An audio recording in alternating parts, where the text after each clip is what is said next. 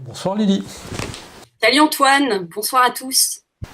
Alors ce soir Lily, dans ta chronique de sagesse vénusienne, tu souhaitais nous parler de la considération et de la considération à l'autre. Alors oui, précisément je voudrais dire en fait qu'il faut se reconnaître soi pour considérer les autres. Alors mes chers amis terriens, il n'est pas rare d'observer dans vos sociétés modernes toutes sortes d'individus qui manquent de considération pour les autres. Et cela n'est pas surprenant puisque vos systèmes valorisent l'invective, la moquerie, le jugement. Pire encore, on condamne même ceux qui osent se considérer eux-mêmes. Et précisément, c'est là l'un des problèmes majeurs de votre monde. Le manque de considération à l'autre n'est que le reflet d'une incapacité à se reconnaître soi-même.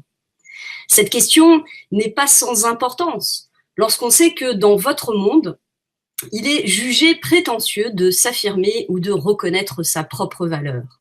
Ainsi, reconnaître que l'on est un excellent pianiste, doué dans son travail ou encore intelligent ou généreux, ce n'est pas vraiment bien vu. Et c'est d'ailleurs toujours le même effet qui se produit. On va dénoncer un manque d'humilité et on accuse un ego surdimensionné. Pourtant, il paraît évident que le concertiste de premier rang maîtrise son art et que le prix Nobel de mathématiques est intelligent. C'est évident et tout le monde veut bien l'admettre, mais à condition que l'intéressé lui-même s'en défende et qu'il se drape dans une fausse humilité de circonstance. Mais alors, est-on prétentieux lorsqu'on admet une évidence ? Est-ce prétentieux pour un champion d'escrime que de prétendre savoir manier le sabre ? Ne peut-on pas se dire doué pour quelque chose, sans pour autant se croire supérieur aux autres ? Lorsqu'on comprend que chacun a ses propres richesses et que le monde a besoin de tous, il ne peut plus y avoir de rivalité, de complexe ou de sentiment de supériorité. Humain, je vous le dis, ce dont souffre votre monde, c'est de méconnaissance, de cette incapacité à percevoir en vous ce qui vous rend beau et noble de cœur. Car comment agir dignement lorsqu'on ne se sent pas digne ? Et comment accueillir la noblesse de l'autre lorsqu'on s'en croit totalement dépourvu soi-même ? Il est temps que chacun se reconnaisse, car sans ça, chacun continuera à chercher la lumière dans le regard des autres. Et chacun continuera à transformer ces autres en miroir, en image, en objet à posséder, à consommer, à dominer, à contrôler. Embrasser son potentiel, c'est se mettre en capacité d'accueillir celui des autres, mais aussi c'est accéder à l'empathie. Comprendre qu'il y a de nombreuses personnes qui n'ont pas eu la chance de développer leur talent, simplement parce qu'on ne leur a jamais appris, ou pire, qu'on ne les a jamais estimés à leur juste valeur.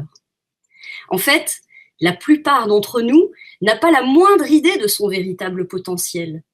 Et d'une manière générale, les humains se mésestiment par habitude, de la même manière qu'ils méprisent leur propre espèce.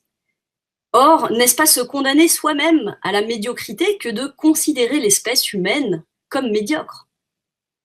Vous admettez aisément qu'il ne faut pas se moquer de ceux qui endurent la misère, et il serait mal vu dans votre société que de ridiculiser les moins fortunés ou les personnes à la rue. Pourtant, nombre d'entre vous trouvent tout à fait normal de se moquer de ceux qui sont moins intelligents ou moins instruits que la moyenne. Ils stigmatisent les comportements déviants ou traînent dans le ridicule ceux qui font preuve de naïveté. En fait, vous oubliez de considérer que la misère peut aussi bien être financière que sociale, intellectuelle ou affective. Ce que vous affichez publiquement et qui, à vos yeux, manque de courage, d'élégance ou de bon sens, ont-ils eu la chance de se reconnaître eux-mêmes ? Ont-ils été initiés par d'autres ? Ont-ils appris à se découvrir ?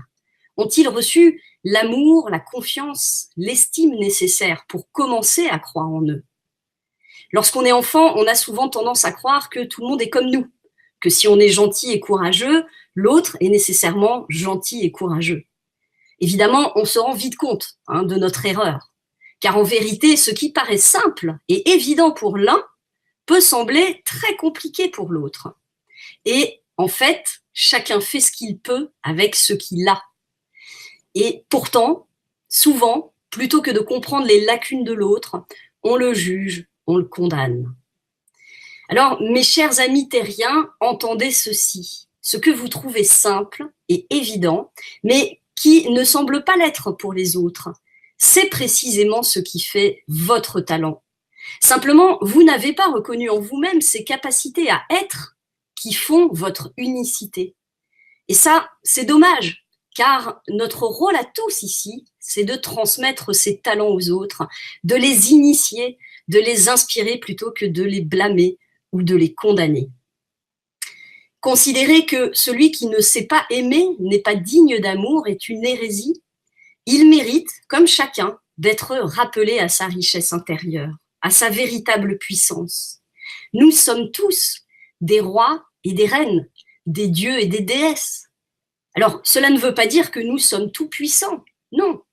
Ça veut dire que nous sommes des êtres d'amour et que l'amour précisément est notre plus grande force et notre meilleur engrais. Ce qui est ici, notre personne, n'est qu'un réceptacle au travers duquel s'écoule l'énergie divine. Si vous vous mettez en résonance avec les vibrations universelles de l'amour, chacun d'entre vous peut accéder à la sagesse, à l'intelligence et à la joie. Chacun peut accueillir l'évidence, la grâce et le génie.